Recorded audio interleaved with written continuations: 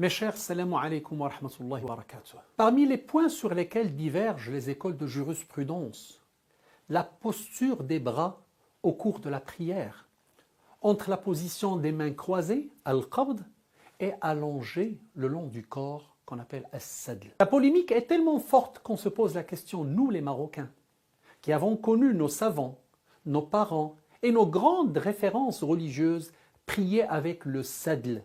Est-ce qu'ils étaient dans le tort? Est-ce que leurs prières ne sont pas valides? Les adeptes du courant idéologique wahhabite prétendent que le sadl n'a aucun fondement dans la sunna et que la prière n'est donc pas valide.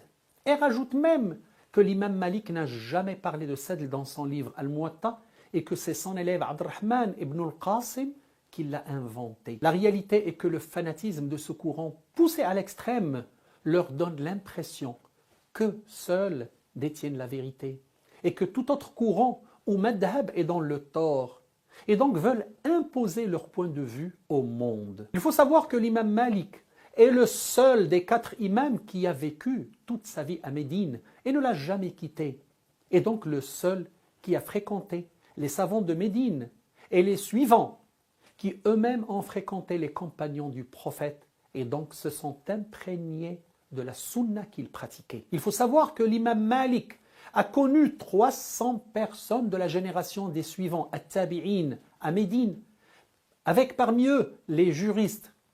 Il a pris d'eux en donnant la prééminence à leurs œuvres face aux hadiths authentiques du fait qu'il était certifié, comme rapporté dans le Muwatta et le Sahih al-Bukhari, que les compagnons ont pris les derniers actes accomplis par le prophète et ce qui était validé et pratiqué par les juristes de Médine.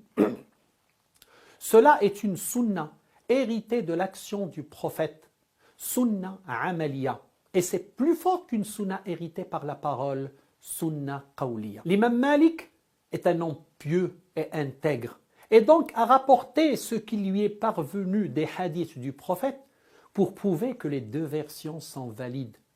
L'une dans les prières obligatoire, et c'est le sadl, et l'autre dans les prières surérogatoires, et c'est le qabd. C'est normal que les autres imams n'aient pas rapporté le sadl, parce qu'ils ont vécu à Bagdad, puis au Caire pour Shafi'i à la fin de sa vie, et donc n'ont pas fréquenté les gens qui ont vécu avec le prophète. C'est pour cela que l'imam Malik a dit dans la Mudawwana, quand on lui a posé la question sur le qabd, je ne connais pas cela concernant la prière obligatoire. C'est-à-dire que le qabd n'était pas pratiqué dans la prière par ses maîtres parmi les générations des suivants, les tabi'in, et ceux qui leur ont succédé, tels que le célèbre Saïd ibn al-Musayyib, qui fait partie des 7 plus éminents juristes de Médine.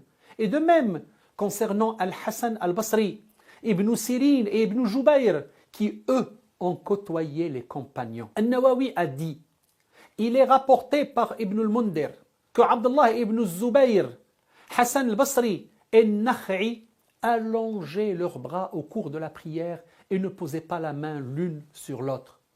Le Qadi Abu Tayyib a rapporté la même chose concernant Ibn Sirin. Et Layth ibn Sa'd a dit, il faut allonger les bras et si la prière se prolonge trop pour lui, alors il met sa main droite sur sa main gauche afin de se reposer. Al-Khatib a rapporté dans Tarikh Baghdad, selon l'imam Ahmad, qu'il a dit « Abd al-Razzaq m'a informé que les gens de la Mecque disent qu'Ibn Jurayj a recueilli la manière de prière de Ata. Et Ata l'a recueilli de Abdullah ibn Zubayr. Et Ibn Zubayr l'a recueilli de Abu Bakr Siddiq. Et Abu Bakr l'a recueilli du prophète sallallahu alayhi wa sallam. Dans le Sahih al-Bukhari, il y a plusieurs preuves du sadl. Le premier hadith est celui sur la personne qui a mal fait sa prière. Ibn Battal a dit dans son commentaire du Bukhari, l'argument de ceux qui réprouvent, c'est-à-dire al-makruh, qui réprouvent al-qabd, est que le prophète a enseigné la prière à quelqu'un qui l'avait mal faite. Et il n'a pas mentionné la posture du qabd. Le hadith est le suivant. Al-Hakim a rapporté dans Al-Mustadrak qu'un homme entra dans la mosquée et pria. Quand il a fini sa prière, il vint saluer le prophète et le groupe.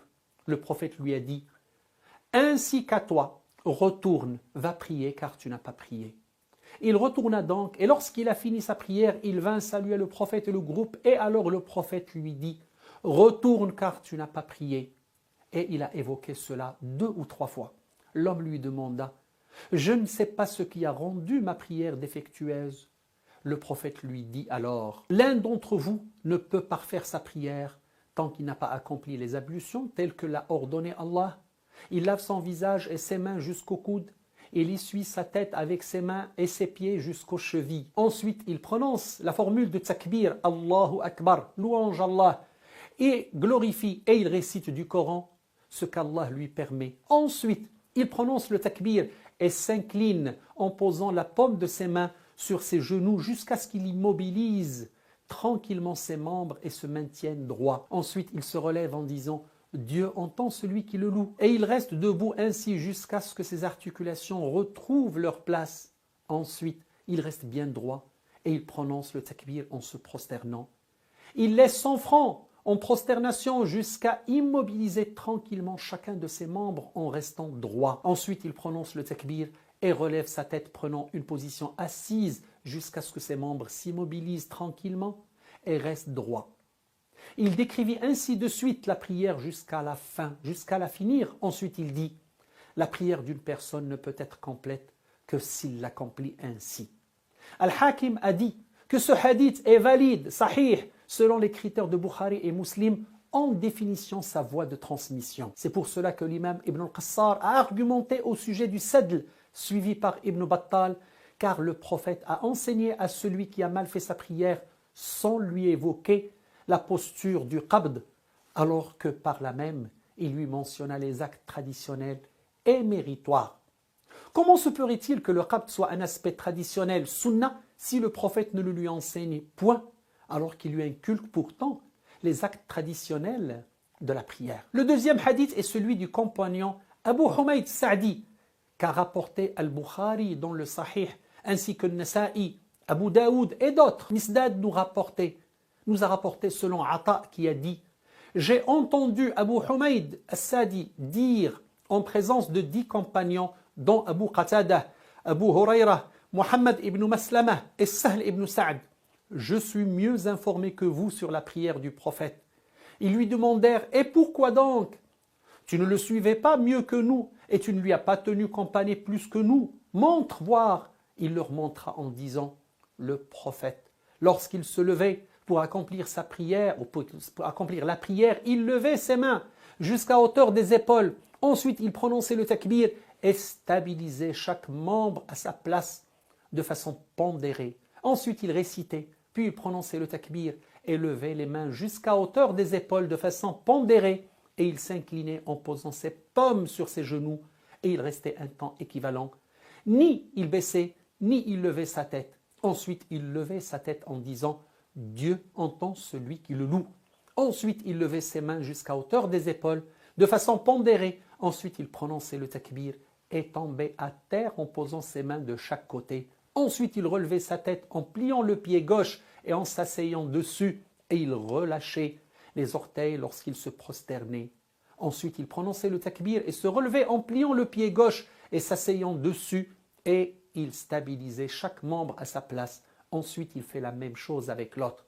Ensuite, il se relève de ces 2 cycles de prière, raka'at, puis prononce le takbir et il lève ses mains à hauteur des épaules, tout comme il l'avait fait au commencement de sa prière. Et il agit ainsi tout le restant de sa prière jusqu'au moment où il se retrouve assis dans la position de la salutation, où il recule alors son pied gauche en s'appuyant sur son flanc gauche. Tous lui dirent alors « Tu as parfaitement raison, c'est ainsi qu'il priait ». Ce hadith a été rapporté par Ibn Hanbal et comme on peut le constater, il s'agit d'une preuve probante concernant l'allongement des bras à sadl, car si le qabd faisait partie des caractéristiques de la prière du prophète, alors les compagnons n'auraient pas manqué d'objecter en lui disant « Oh Abu Humayd, tu n'as pas accompli ou tu as oublié le fait de tenir ta main gauche par ta main droite » car cela leur aurait fourni un argument en leur faveur dans ce contentieux où ils n'auraient laissé passer aucune lacune. Troisième point, dans le paragraphe du Sahih relative à la parole pendant la prière, il est rapporté que le prophète était en prière et son épouse l'appela.